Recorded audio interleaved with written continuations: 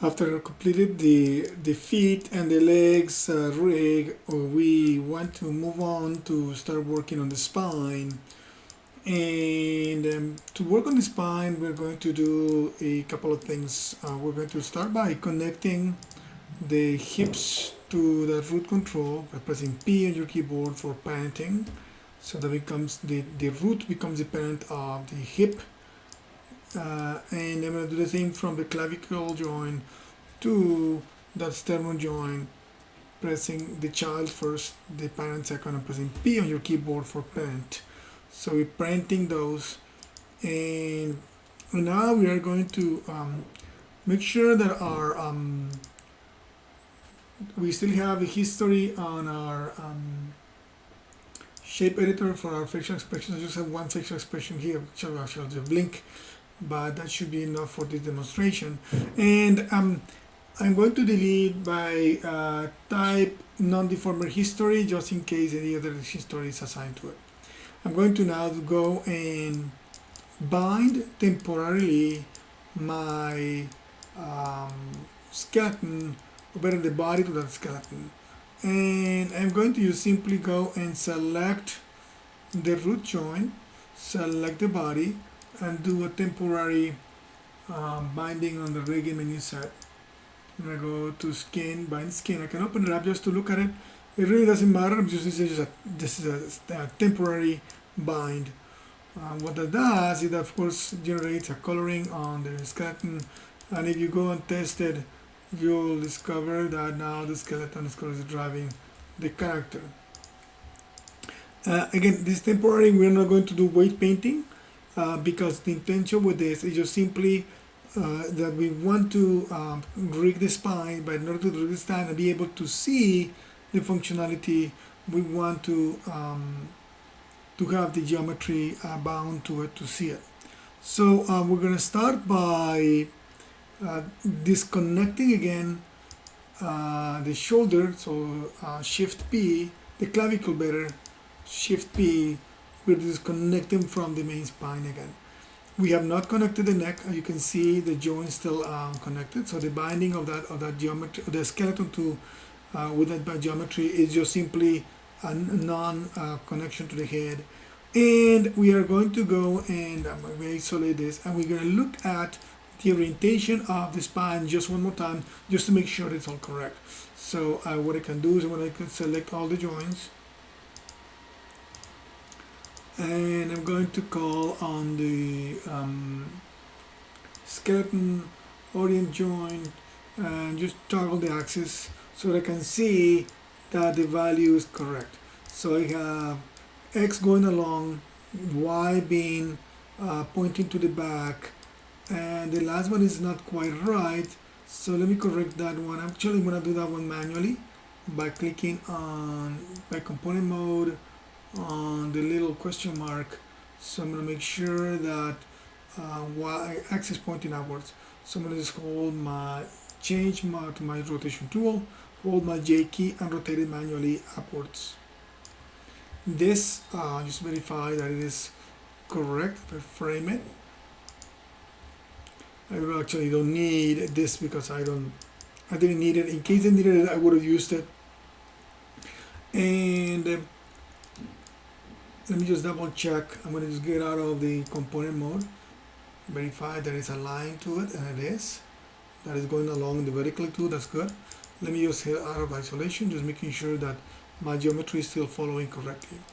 I didn't turn off the toggle, so actually I gotta go and do that just for making it easier. Meaning the orientation, I'm gonna turn them off so that it's not bugging me there. So I'm gonna go on the skeleton orient joints. I'm just simply going to toggle local axis off. Alright, so that way I got to my spine again. And now we are going to, knowing that the orientation is correct, we're going to create an IK handle that's going to go from the root to that last collar joint. Let me turn on the geometry one more time because I want to show you the reason why we disconnected the shoulders. So when I go and use the skeleton create IK spline handle. I'm going to open it up. I have discovered that the number of spans, if I use 3, it'll give me better results. You can use 1, 2, or 3.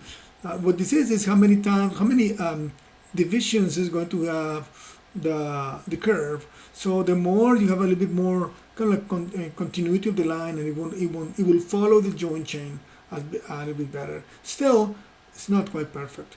So let me try to. Actually, I'm gonna just keep. I don't want to click by accident on the neck joint, so I selected both and isolated those. I'm gonna go back to the tool one more time. The rest, that's it. I'm gonna go now click on the first joint and on the last joint. And you see, you notice how the spine changed. Let me undo it and show you again.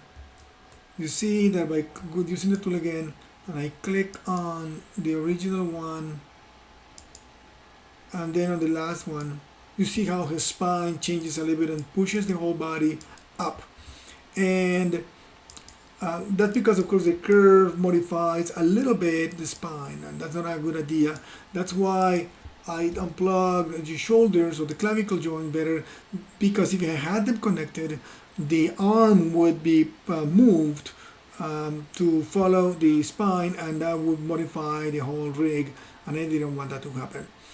So now that I have that spine, I'm going to spline better.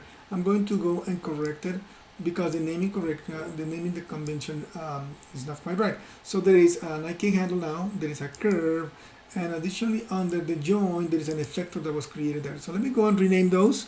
So I'm going to start by the IK handle. I'm going to call it IK spine handle. IK spine handle. And then this one I'm going to call it IK spine curve. IK spine CRV. And the effector, just to make sure that I remember what it is, IK spine effector. That way I will I have it organized and it makes better sense now. Now I can reconnect those joints again.